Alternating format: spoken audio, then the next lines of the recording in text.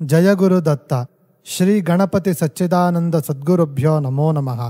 శ్రీ దత్త విజయానంద తీర్థ గురుభ్యో నమో నమః. సంస్కృత భాషా దినోత్సవం. ప్రతి శ్రావణ పూర్ణిమను మనం సంస్కృత భాషా దినోత్సవంగా జరుపుకుంటున్నాం. ఈ రోజున సంస్కృత భాష గురించి తెలియని వారు తెలుసుకోవడం, తెలిసిన వారు నేర్చుకోవడం, నేర్చుకున్నవారు నేర్పించడం, ఈ మూడూ చేయలేని వారు చేసేవారిని ప్రోత్సహించడం కర్తవ్యం. మన సద్గురుదేవులైన శ్రీ శ్రీ శ్రీ గణపతి సచ్చిదానంద స్వామీజీ వారు ఈ 4 కర్తవ్యాల్ని నిర్వహింపచేస్తున్నారు. శ్రీ స్వామీజీ వారి కరకమల సంజాతులైన శ్రీ దత్త విజయానంద తీర్థ స్వామీజీ వారికి సంస్కృత భాష అంటే ఎంతో ఇష్టం. వారు స్వయంగా శాస్త్రసభలలో పాల్గొని పండితులతో చర్చలు గావించడం మనం చూస్తూనే ఉంటాం. సంస్కృత భాష పరిరక్షణ గురించి సద్గురుదేవులు పడే శ్రమ వెలకట్టలేనిది, మరువరానిది.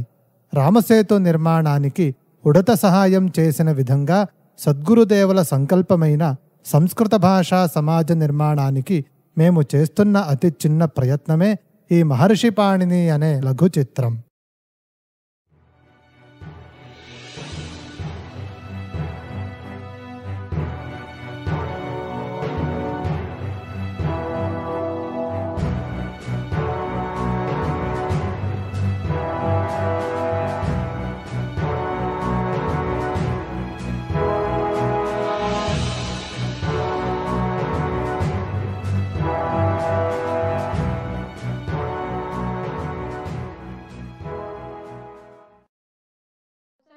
सुप्रजा रामपूर्वा संध्या प्रवर्तते उत्तिष्ठ नरशार्दूल कर्तव्यं दैवमान्निकम् उत्तिष्ठोत्तिष्ठ गोविन्द उत्तिष्ठ गरुडध्वज उत्तिष्ठ कमलाकान्ता त्रैलोक्यं मङ्गलं कुरु.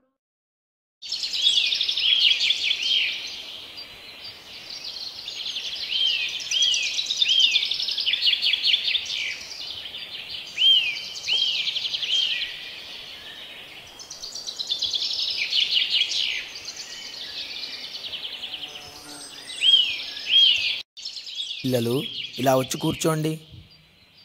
వస్తున్నాం గురుగారు.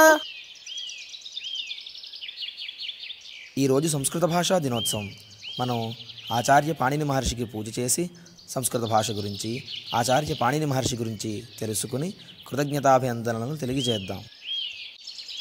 ఓం ఏనాక్షర సమామ్నాయమధిగం యమహేశ్వరాత్ కృత్స్నం వ్యాకరణం ప్రోక్తం తస్మై పాణినయే నమః. येन धौतागिरः पुंसां विमलैः शब्दवारिभिः तमश्चाज्ञानजं भिन्नं तस्मै पाणिनये नमः.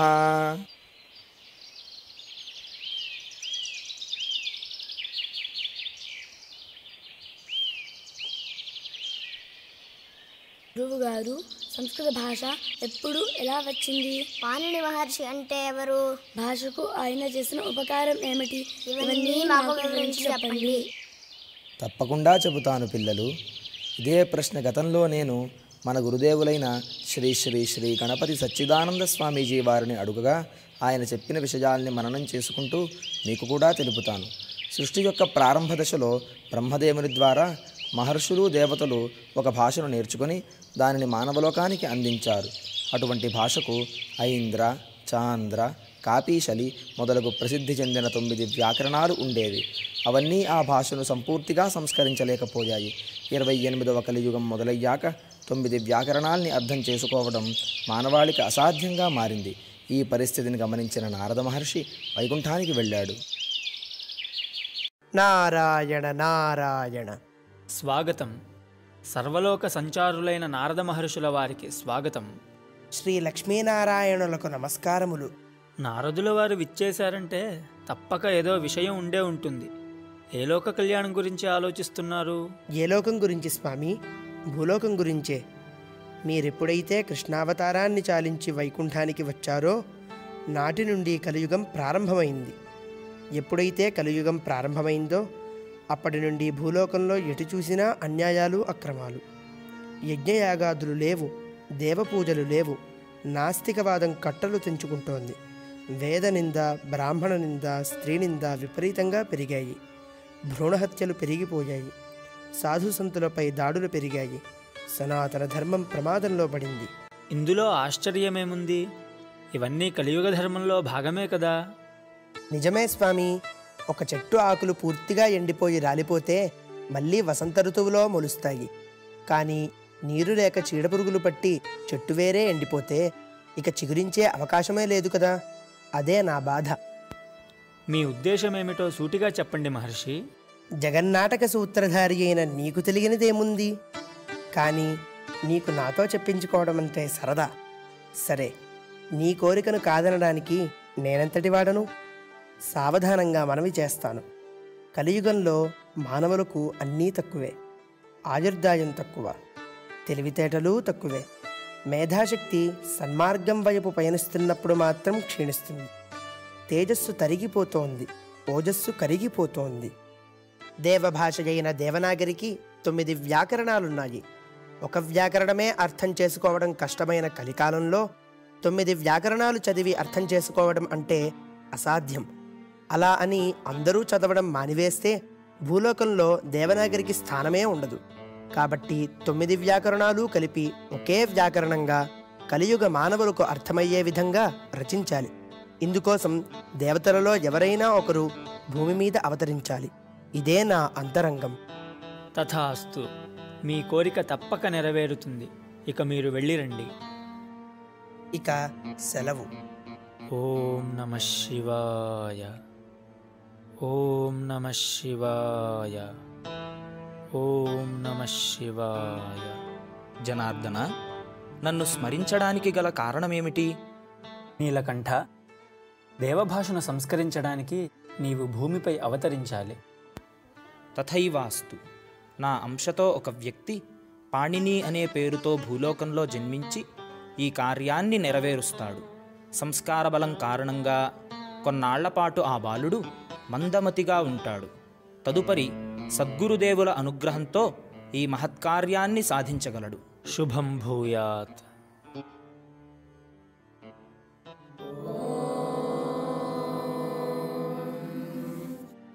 सहनावतु सहनौ भुनक्तु सह वीर्यङ्करवावहै तेजस्विनावधीतमस्तु मा विद्विषावहै। ॐ शान्तिः शान्तिः शान्तिः। పిల్లలు, ఈరోజు మీకు అగ్నిముఖ ప్రయోగ పరీక్ష చేస్తున్నాను. అలాగే గురుదేవా. కార్తికేయ, అగ్నిముఖ పాత్రాసాధన వివరించు. ఓం చరుస్థాళీ ప్రోక్షణ్యో దర్వీశ్రువో చమసమాజ్యపాత్రం యుధ్మాబర్హిషి చేతి. పాణిని, నువ్వు చెప్పు.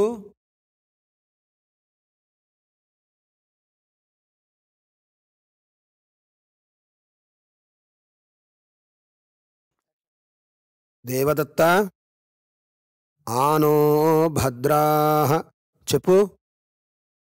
ఓం ఆనో భద్రాః కృతావో యంతు విశ్వతో దబ్ధాసో అపారీతాస ఉద్భిదాః దేవానో యథా సదమిద్వృధే అసన్న ప్రాయువో రక్షితారో దివే దివే.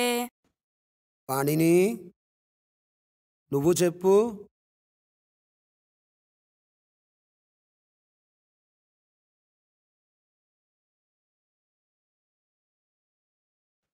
పిల్లలు, వాల్మీకి రామాయణంలో కార్యసిద్ధి ఆంజనేయ స్వామి మంత్రాన్ని చెప్పండి.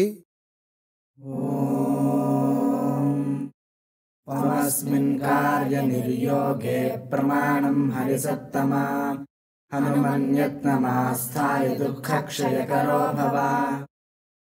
పాణిని, ఇదైనా చెప్పు.